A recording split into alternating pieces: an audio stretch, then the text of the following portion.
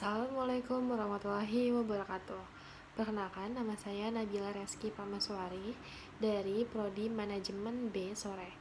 Di sini saya akan mempresentasikan ujian untuk akhir semester mata kuliah Ekonomi Internasional dengan NIM 281500046 dengan dosen pengampu Ibu Wina Sari Kusuma Nintias, SIP SEMM. Yang pertama, saya akan menjelaskan cara-cara pembayaran internasional. 1. Pembayaran tunai atau cash payment. Pembayaran yang dilakukan dengan menggunakan uang tunai atau cek yang dilakukan bersama-sama dengan surat pesanan atau menunggu diterimanya kabar bahwa yang telah dipesan dikapalkan oleh eksportir. 2. Perhitungan kemudian. Open account. Pembayaran kemudian atau rekening terbuka adalah cara membiayai transaksi perdagangan internasional, yaitu eksportir mengirimkan barang kepada importirnya tanpa ada dokumen-dokumen yang meminta pembayaran. 3. Pembayaran dengan surat wesel dagang. Commercial draft atau trade bill. Surat wesel dagang adalah pembayaran yang dilakukan dengan cara eksportir menarik surat wesel atas importir sejumlah harga barang beserta biaya pengirimannya. D. Pembayaran dengan letter atau kredit atau LC. LC adalah surat kredit atau pemberitahuan kredit yang dikeluarkan oleh suatu bank atas permintaan nasabahnya yang ditujukan kepada korespondennya di tempat lain atau luar negeri, dengan permintaan agar disediakan sejumlah uang atau dana untuk orang atau perusahaan yang namanya disebut dalam L atau C.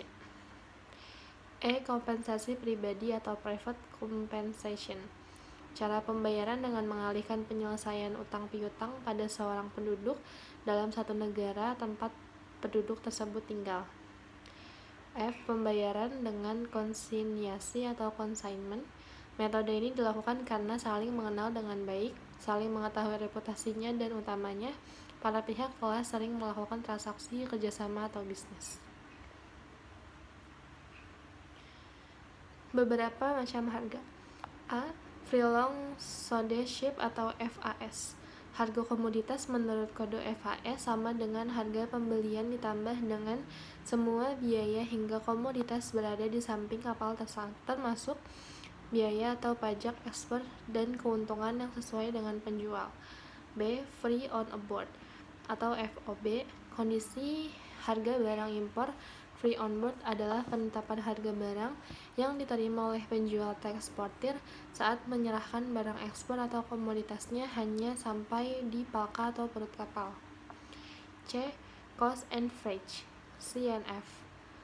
Harga barang yang dijual sudah termasuk harga jual barang ditambah ongkos kapal yang mengangkut barang ekspor tersebut dari pelabuhan pemuatan sampai ke tepi dermaga di pelabuhan tujuan negara importir. Sistem moneter internasional. Sistem moneter internasional merupakan sistem keuangan yang berlaku untuk semua negara di dunia yang membahas tentang pembayaran atau transaksi lintas negara dilaksanakan. Sistem moneter internasional merupakan sistem devisa yang dilakukan banyak negara yang berperan besar dalam lalu lintas finansial internasional. Sistem ideal mencakup dua hal. Pertama, sistem kredibel atau yang layak dipercaya dan dua, sistem yang harus mempunyai mekanisme stabilitas harga yang otomatis atau built-in. Dana moneter IMF adalah organisasi internasional yang bertanggung jawab dalam mengatur sistem finansial global dan menyediakan pinjaman kepada negara anggotanya untuk membantu masalah keseimbangan neraca pembayaran tiap negara. Perkembangan sistem moneter internasional. A. Standar emas 1876 sampai 1913. Penentuan mata uang emas dan peminjam konvertibilitas dikenal sebagai standar emas atau gold standard. Perkembangan industri yang terjadi di Inggris dan perkembangan perdagangan dunia pada abad ke-19 menambah kepercayaan dunia terhadap emas. Kepercayaan ini diperkuat dengan ditemukannya tambang emas di Amerika dan Afrika Utara. Atas dasar itu telah menjadikan sistem standar emas digunakan banyak negara sejak 1870-an hingga Perang Dunia Pertama. B. Periode antar perang 1918-1939. Amerika Serikat dan Britania Raya mengalami perubahan dari standar emas lalu ke mata uang fiat lalu kembali ke standar emas. Selama perang, beberapa pemerintahan membiayai pengeluaran yang besar untuk militer mereka dengan mencetak uang. Hal ini mengakibatkan terjadinya inflasi pada terakhir 1918. Tingkat harga menjadi lebih tinggi yang terjadi di mana-mana. Amerika Serikat kembali standar emas pada 1919, Britania Raya pada 1925, dan Prancis pada 1928. Standar barang bukan emas zaman Bretton Woods. Pada 11-22 Juli 1944 diadakan Pertemuan Internasional Monetary dan Financial Conference di Bretton Woods, New Hampshire, AS. Suatu konferensi moneter internasional dihadiri oleh 44 negara, kemudian dikenal dengan Bretton Woods Conference. Sistem moneter setelah 1973. Semenjak 1973, sistem moneter internasional merupakan campuran atau kurs tetap dengan kurs berubah-ubah. Sering juga penguasa moneter negara tersebut melakukan campur tangan di pasar valuta asing untuk mengurangi fluktuasi kurs yang berlebihan. Caranya, apabila negara mengalami defisit dalam pembayaran, kurs valuta asing cenderung naik. Untuk mencegah ini, bank sentral menjadi valuta asing. Kelemahan sistem moneter internasional.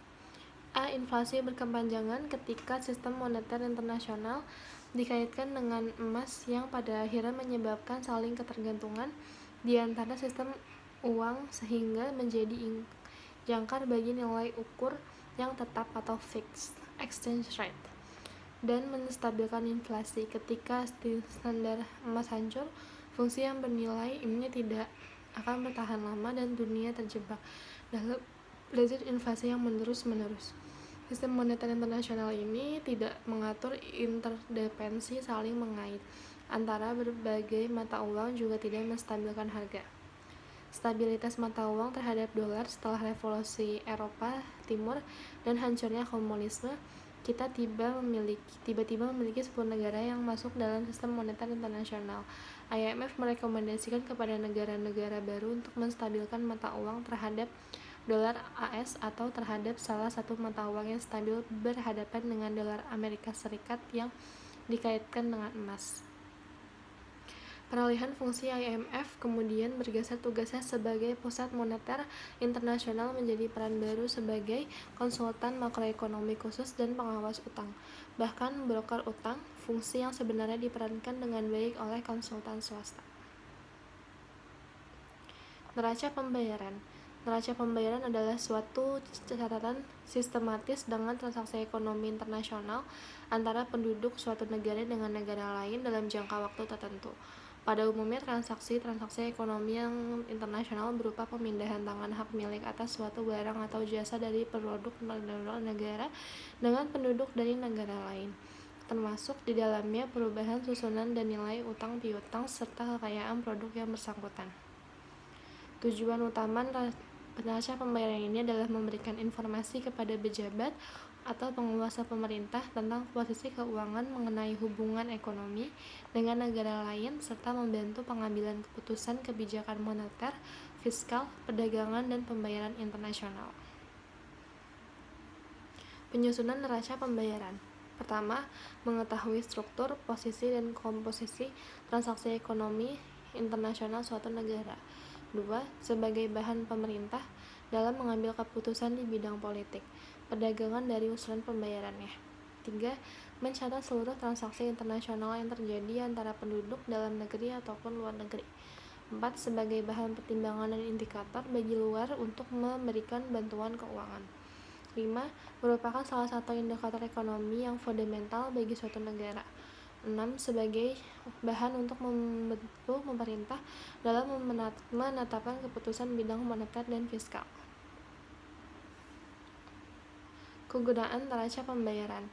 Secara umum, kegunaan neraca pembayaran adalah mengetahui posisi keuangan internasional suatu negara, untuk mengetahui struktur dan komposisi transaksi ekonomi internasional suatu negara, untuk mencatat seluruh transaksi internasional yang terjadi antara penduduk dan dalam negeri dan produk luar negeri, membantu pemerintah dalam mengambil keputusan di bidang fiskal, moneter, dan politik, sebagai bahan pertimbangan dan indikator bagi luar untuk memberikan bantuan keuangan, merupakan salah satu indikator ekonomi yang fundamental bagi suatu negara, lalu sebagai alat untuk menjelaskan pengaruh dan transaksi luar negeri terhadap pendapatan maksimal.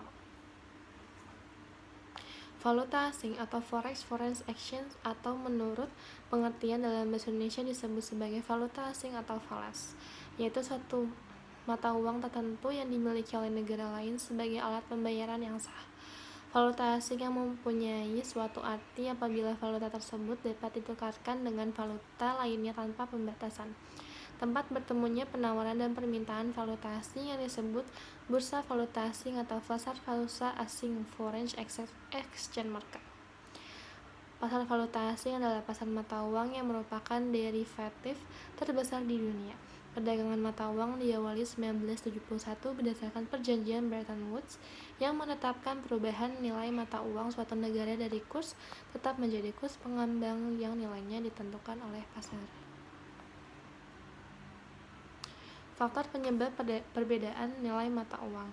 Tingkat inflasi. Tingkat inflasi yang tinggi dapat menurunkan nilai mata uang karena uang tidak lagi membeli barang dan jasa yang sama seperti sebelumnya.